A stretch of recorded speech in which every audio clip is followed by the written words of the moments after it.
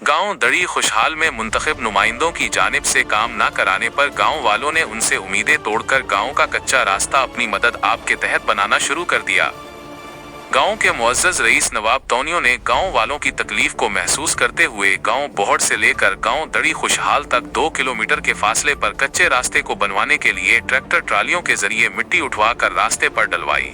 इस मौका पर गांव के लोगों रईस नवाब तोनियो, अरबाब तोनियो और दीगर ने कहा कि हमारे गांव को मुंतखब नुमाइंदों ने भुला दिया है, हमें रास्ते की बहुत ज्यादा तकलीफ है।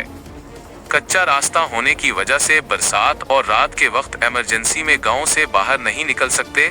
मुंतखब नुमाइंदों member of provincial assembly Nawab Sardar Khan Chandio और member of national assembly Mir Amir Magsi को रोड देने और तरक्याती काम कराने के लिए कई बार कहा है, लेकिन उन्होंने हमारे गांव को हर वक्त नजरअंदाज किया है। हम अपने खर्च पर अपने गांव का रास्ता पक्का दुरुस्त करा रहे हैं।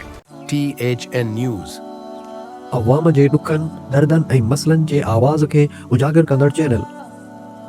Like, share, comments, and subscribe.